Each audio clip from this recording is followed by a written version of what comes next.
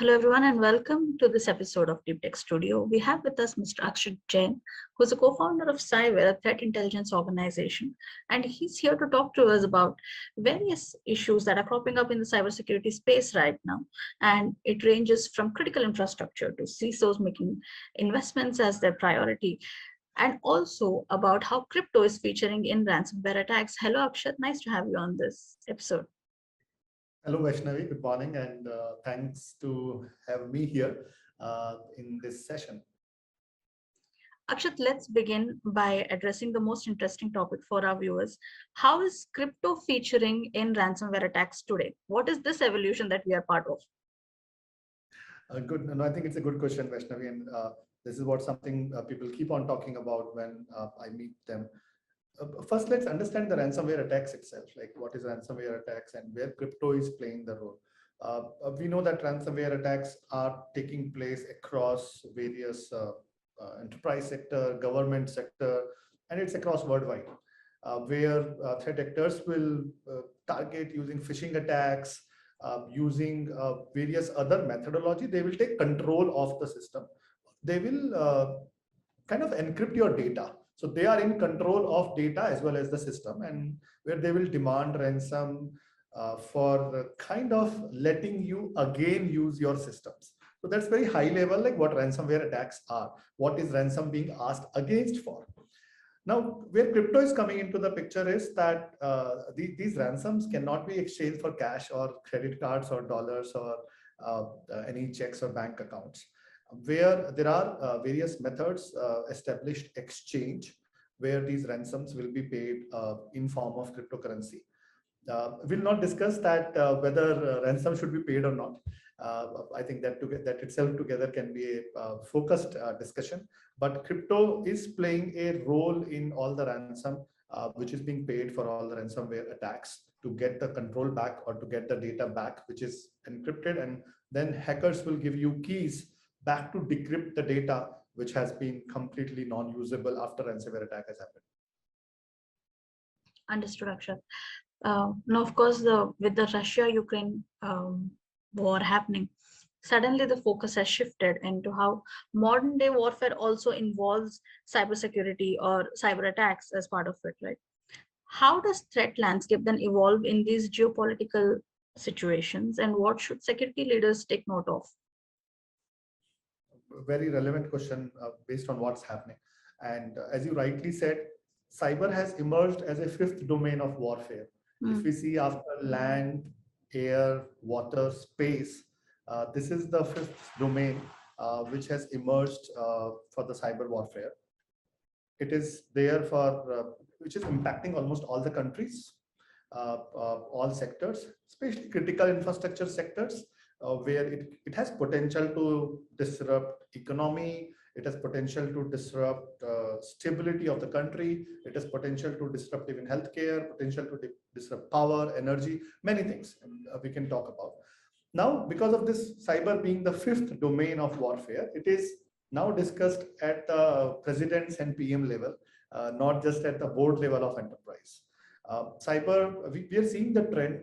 In fact, as I just discussed with you, I was traveling, and last 2 weeks, I came to know at various large enterprises where CISO function has started reporting to CEOs, where CISO has come out of IT domain, CISO or the security function is continuously growing.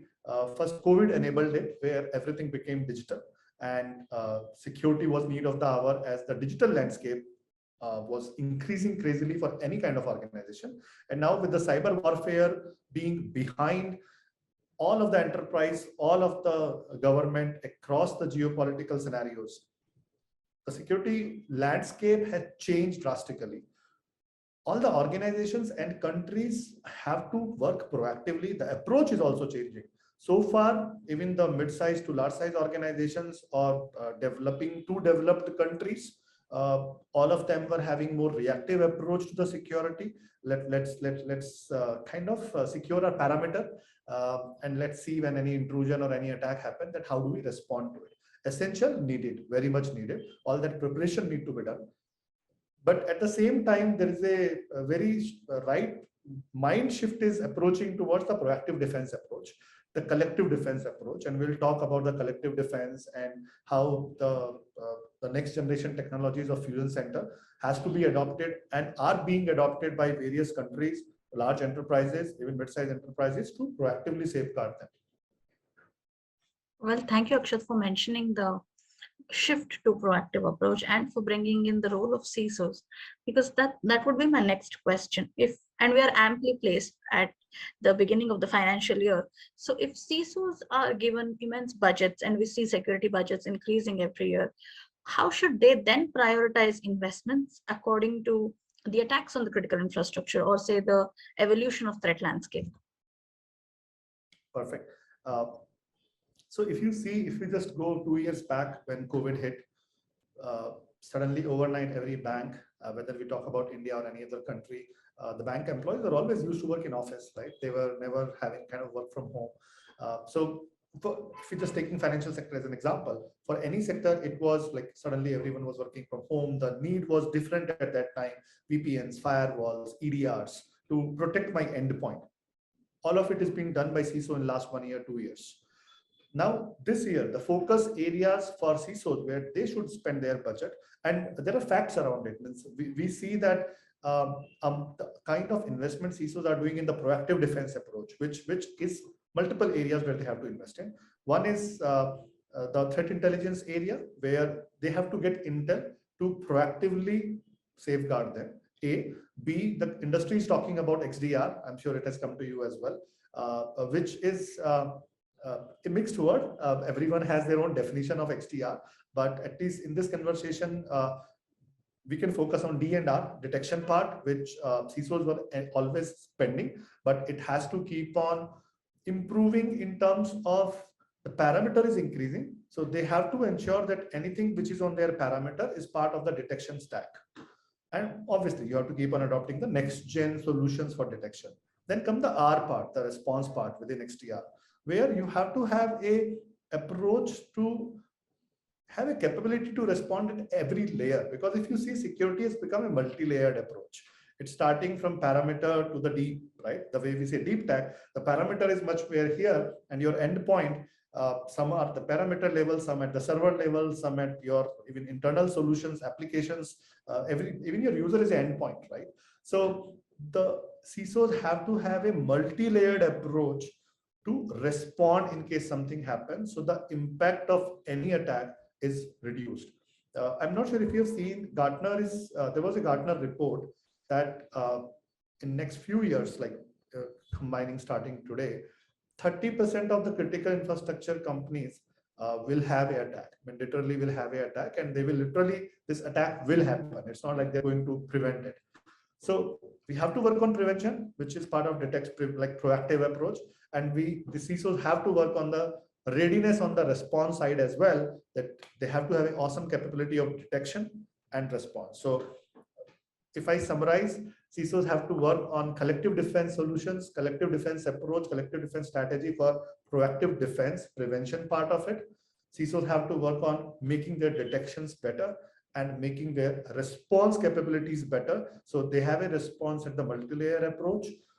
They can work with their regulators. They have to be part of communities where regulators are sharing intel and information with them, so they are able to protect themselves much better.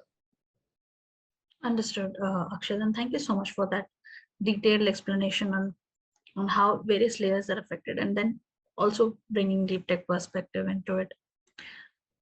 Akshat, what about the public-private collaboration when it comes to threat sharing or figuring out the solutions?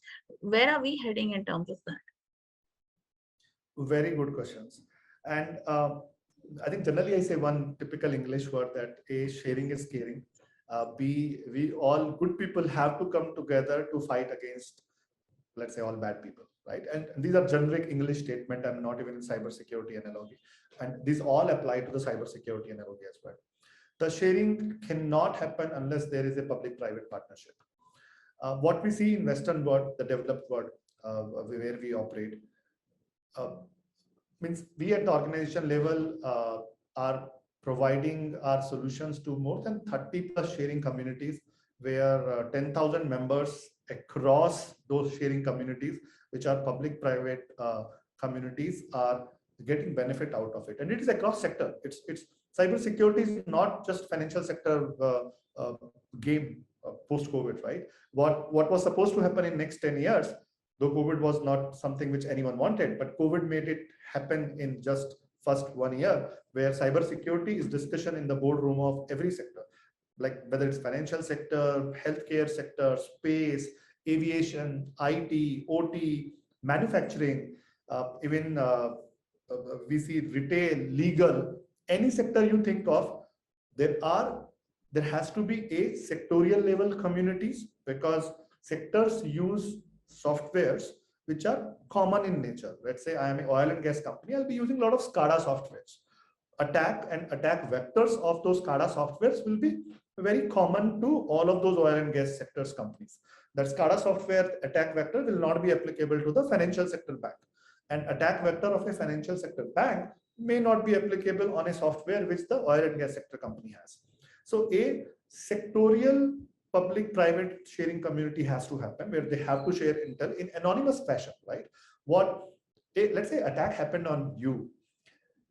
What I will be interested in, what are the attack vectors? I don't care whether it happens on Vaishnavi or on someone else, right? So that is where the sharing is caring, mindset shift, which is certainly happening in the Western world. We are seeing has to go across the entire world. It has to go across all the sectors, and it has to be at the public-private level. That's one. Second, then it has to be cross-sector, and that's where the collective defense approach comes for the entire world. First, we are sharing at the sector level. Now, this sector level community regulators or hub or public, you can say governments or non-governments organizer, they have to share across sector. So something happened in a bank A in country A, goes to the financial sector regulator. From there, it goes to the other sector regulators, and it downstream reaches to an oil and gas sector company as well.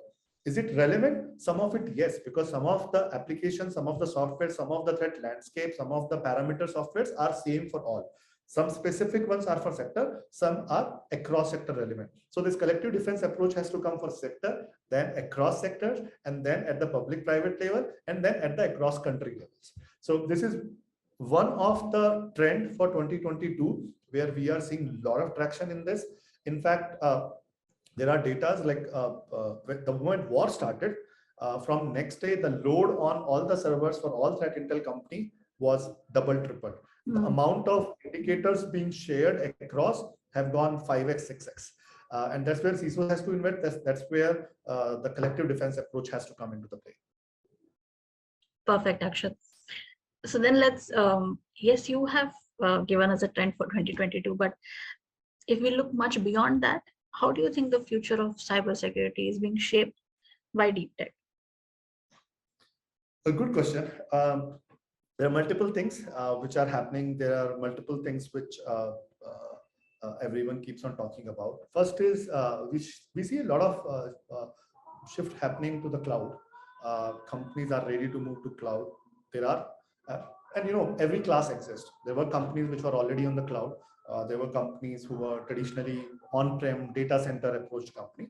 But all the next investment, the new investment they're happening is they are doing on cloud. So cloud security is one big area where because of the movement on the cloud, there will be the threat landscape will become wider. The number of attacks, the kind of breaches will happen. The investment on the cloud security will happen. In itself is a big area where many on-prem risk applies to the cloud as well, but there has to be a basic checklist, like, and then data sovereignty, data privacy, all of those things will come into the picture, that my data has to reside here, the data encryption at rest, data encryption in transit. So one is the full cloud security area. Second is the digitization / mobile transformation, all of this which accelerated a couple of years back will continue to happen. So that will never stop, where investment in the security towards, let's say, number of endpoints have increased for everyone, because we talked about BYOD few years back, but suddenly it became BYOD for everyone. so many laptops never existed in the market where everyone needed a laptop a couple of years back. So the BYOD increased the number of endpoint. So the investment in the endpoint detection, the investment in the endpoint protection, and capability to respond to those attacks which are happening on the parameter endpoint, that will be another area where we'll have to continuously investing, and which will be like, I'll say, trend to watch out for. Third is the collective defense, which I talked about. It started, but it has to keep on. Adoption of the collective defense has to go to each sector and each country. Fourth, what we are seeing is the fusion center approach, where companies and governments are investing now. They're talking about it to invest and setting up fusion centers. What does it mean? What was happening is a lot of strategical solutions or approaches to respond to an attack, approaches to detect an attack, to see your vulnerability, to see the full visibility of attacks in your entire asset surface, which patch to apply. So all of it was happening in its silos. It was happening across 10, 15 different systems. The fusion center approach, which CISOs are talking about, is let's get all this data at single place. Let everything be having a visibility for a SOC analyst, for a SOC manager, for a CISO, for what is needed by my regulators or other stakeholders, has to be at one place. So that's another area where industry is investing and talking and moving towards the fusion center approach. And last one, which I talked about, the response which comes at the last stack in the cybersecurity, the multi-layered response approach. So these are the few areas which I see as a trends to watch out for. And there have been few more, which I'm sure has been a talk of 2021, 2020, like zero trust and passwordless authentication, which will continue. They were evolving, and they'll continue to be adoption will always be there. Of course, because as the landscape is evolving, solutions have to evolve as well. Thank you so much, Akshat. Thank you for taking time out for this conversation. And we actually learned a lot about cybersecurity landscape, about various geopolitical situation, and also about how crypto is featuring into ransomware attacks. So thank you for enlightening us, and thank you for taking time out for this interview.